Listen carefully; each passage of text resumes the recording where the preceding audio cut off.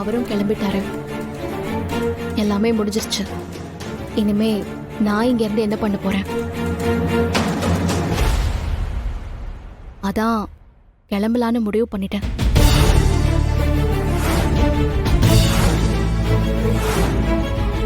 கிளம்ப போறியா? எங்க போற? உன்னை சுத்தி என்ன நடக்குதுன்னு உனக்கு புரியுதா இல்லையா? புரிஞ்சதுனால்தான் கிளம்புறேன்னு சொன்னேன்.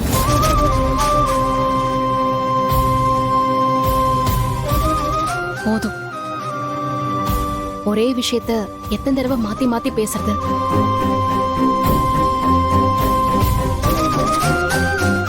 தமிழ் அடிக்கடி என்கிட்ட சொல்லுவா, அவளுக்கும் அவங்க அப்பாவுக்கும் ராசியே இல்ல ராசியே இல்லைன்னு. அதே மாதிரிதான் எனக்கும் கல்யாண வாழ்க்கைக்கும் ராசி இல்லையோ என்னவோ.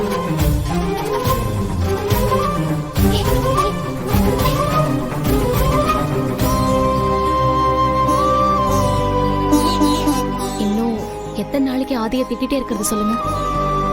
அப்படி திட்டினா மட்டும் நடந்த எல்லாத்தையும் மாத்திர முடியுமா என்ன? ஏய், அது எல்லாமே சரிடி. ஆனா நீ குழந்தைய வச்சுட்டு எங்க போற? ஆதி இல்லைன்னா என்ன? உனக்காக நாங்க எல்லாம் இருக்கோம்ல. இன்னும் எத்தனை நாளைக்கு ஆண்டாளு என் வாழ்க்கைய வச்சு நீ வாழ்ந்துட்டு இருக்க?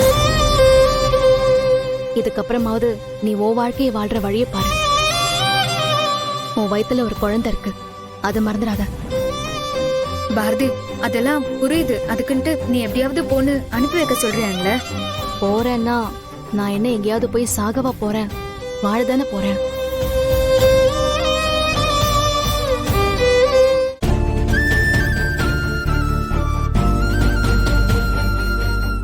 வாழ்க்கையில எல்லாரும் வந்துட்டு போவாங்க.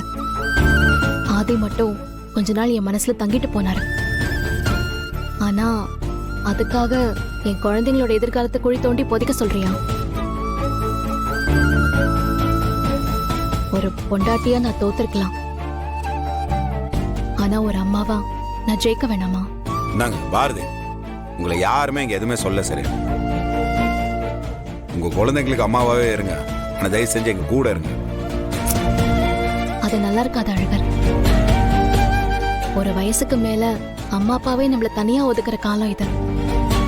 வாழ்க்கையை நாமளே வாழ்ந்துக்கணும். நல்லது கெட்டத நாமளே கத்துக்கணும். என்ன அடி விழுந்தாலும் எவ்வளவு அடி விழுந்தாலும் நாமளே கைய ஊனி எழுந்து நிக்கணும் தான் நம்மள பெத்தவங்க விரும்புவாங்க. அதுக்காக பிள்ளைங்க மேல பாசம் இல்லைன்னுலாம் இல்லை.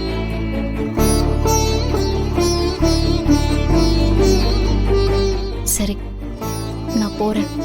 நான் போய் என் வாழ்க்கையை வாழ்றேன்.